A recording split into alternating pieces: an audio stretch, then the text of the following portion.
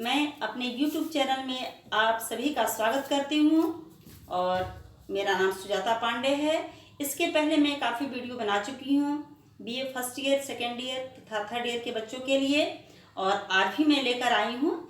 आज जो टॉपिक लेकर आई हूँ इसका नाम है फ्रांस की क्रांति।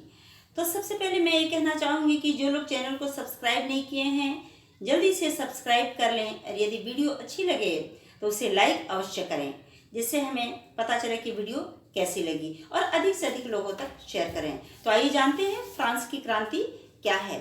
फ्रांस की क्रांति 1789 ईस्वी में हुआ था।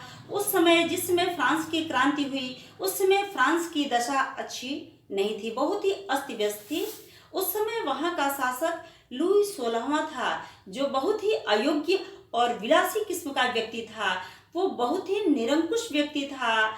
वो अपनी स्वेच्छाचारिता से शासन चलाता था, और उसकी स्वेच्छाचारिता के कारण वहाँ की प्रजा उससे असंतुष्ट रहती थी।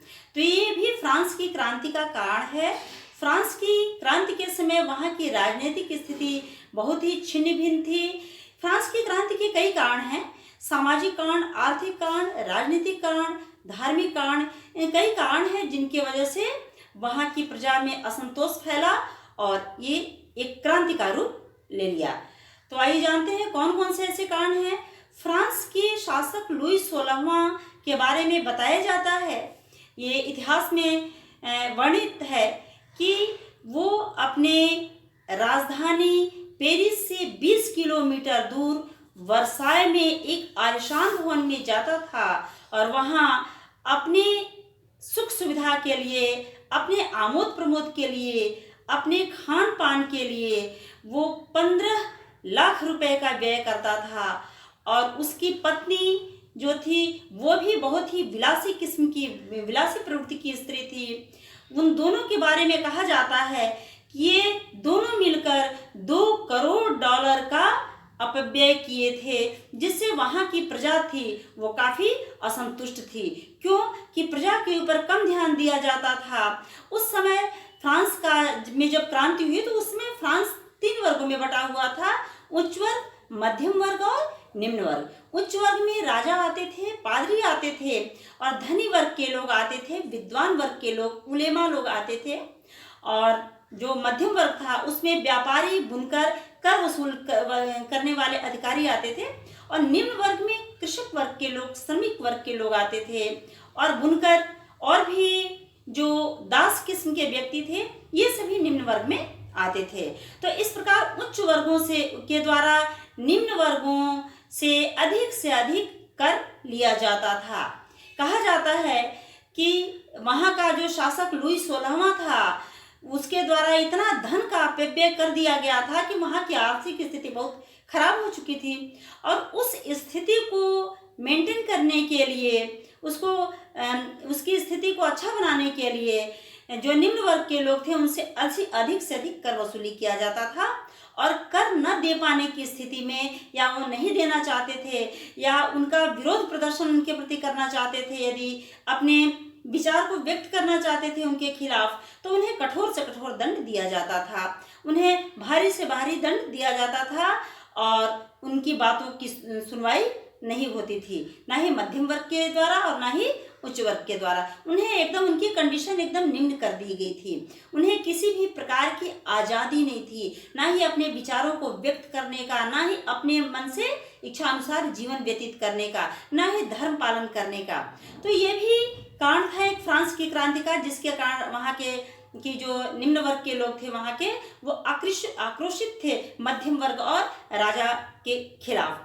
एक और कारण था, वहाँ की जो कंडीशन थी वो बहुत ही खराब हो गई थी राजनीतिक रूप से, क्योंकि वहाँ की जो प्रजा थी उसमें, और उनके जो सैनिक थे उसमें कई जाति के लोग थे, जो कि, और कई राष्ट्रों में बहुत सारे राष्ट्र थे जो कि आपस में ही विवाद कर रहे थे जाति के नाम पे और धर्म के नाम पे। तो यह भी एक क्रांति का कारण है।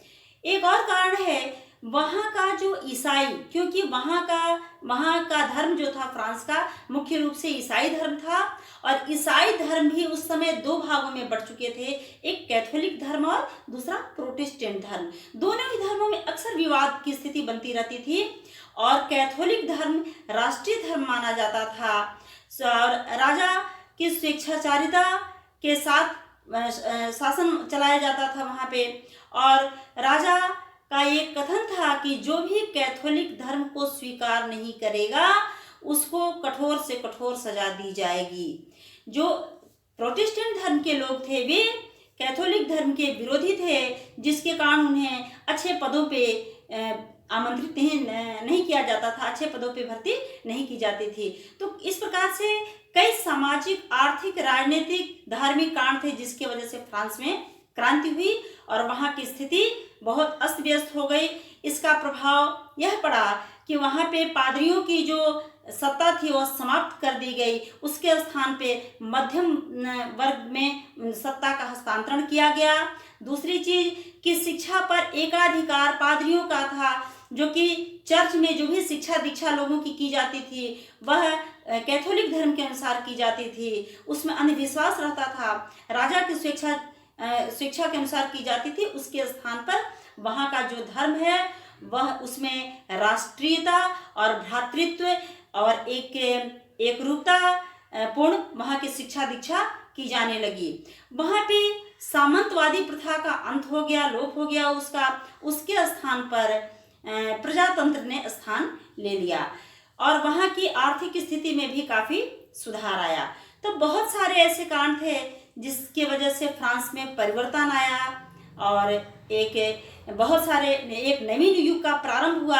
बहुत सारी चीज़ों के आविष्कार हुए, बहुत सारे साहित्य लिखे गए।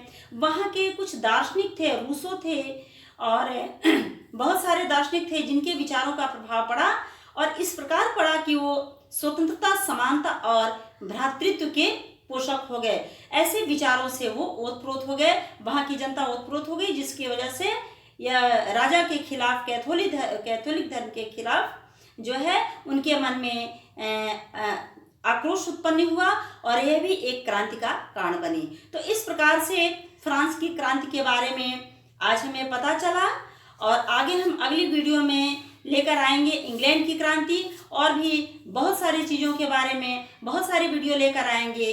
तब तक के लिए धन्यवाद।